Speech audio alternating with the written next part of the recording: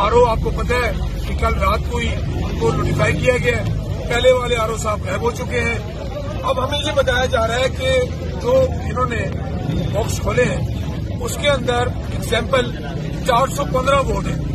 415 vote तो पूरे हैं। अब 415 वोट के अंदर 15 वोट ठीक है, बाकी 400 वोट पीटीआई के रिजेक्ट कर दिए जाते हैं। रिजेक्ट करने की वजह पूछी गई तो बताया गया कि वो जो बैलेट पेपर है उनके पीछे स्टैम्प्स नहीं है। अब मुझे ये बताया जाए कि उस वक्त का आरओ अंधा था या बेवकूफ था या पागल था या उसके पास तालीम नहीं थी कि उसने उस टाइम तो रिजल्ट बना दिया। सारे वहां पे पोलिंग एजेंट्स भी होंगे, सारी जमातों के पोलिंग एजेंट्स होंगे, तो उस वक्त क्या उनको स्टैम्प नजर नहीं आई थी? इन्होंने प्लान ये किया है कि वो जो काउंटर फाइल होती है वहां पे स्टैम्प लगी हुई है। अब जब वहां स्टैम्प लगी हुई है तो बैलेट पेपर पे स्टैम्प क्यों नहीं है, ये सवाल है।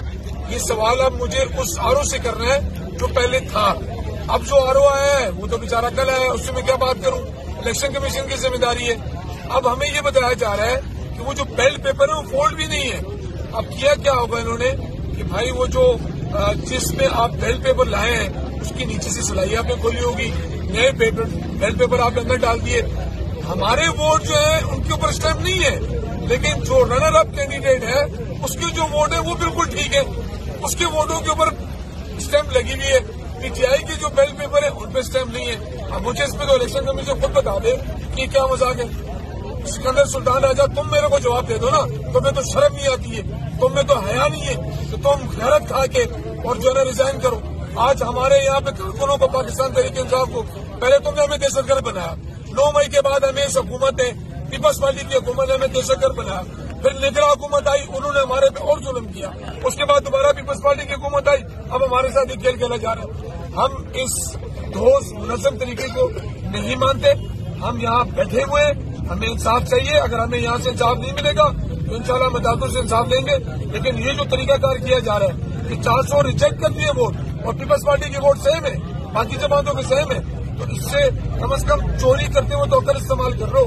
कुछ 4-6 पेपर उनके भी रिजेक्ट करो जिसपे हम कह सकें कि हाँ जी उनकी बैलेट पेपर में भी स्टैम्प नहीं है। एक थैला है, एक थैले के अंदर उनकी जमात की बैलेट पेपर पे स्टैम्प लगी हुई है, लेकिन पाकिस्तान तहरीक इंसाफ के बैलेट पेपर पे स्टैम्प नहीं है। ये बहुत बड़ा सवालिया निशान है। सिकंदर सुल्तान राजा साहब और निसार दुरानी साहब, आप तो पेड मुलाजिम है पीपल्स पार्टी के, आप बुनियादी रुकन है पीपल्स पार्टी के। क्या इलेक्शन कमीशन को नजर नहीं आता किस से हमारे जितने केस आते हैं वो मेंबर निसार दुरानी देख रहा है? क्यों भाई, हमें इसमें भी इतराज है। फौरन तौर पर उसको हटाया जाए। निसार दुरानी पीपल्स पार्टी का बुनियादी रुकन है, वो तो ऑलरेडी जो मुतनाजा हो गए, इलेक्शन कमीशन को नजर नहीं आता। हम सरबुलंद की सीट वापस लेंगे, ये हमारा राइट है क्योंकि मुंतखब एमपी है। नहीं तो फिर हमें मजबूर किया जा रहा है कि हम PS 112 के अवाम को यहाँ बुलाएं, यहाँ पे धरना दें और फिर उसकी तमाम तरह जिम्मेदारी इस इलेक्शन कमीशन की होगी। और पुलिस को हमारे सामने न लाए। पुलिस का जो काम है पुलिस अपना काम करे। अंदर हमें धमकियां दे रही है पुलिस का ये काम नहीं है। तो मैं ये बता देना चाहता हूँ मुराद अली साहब, आपको अपनी पुलिस को लगाम दे के रखें। ये पुलिस इज्जत देगी तो इज्जत देगी, अगर हमारे साथ नाजायज करेगी फिर नाजायज भुगतेगी। बहुत शुक्रिया।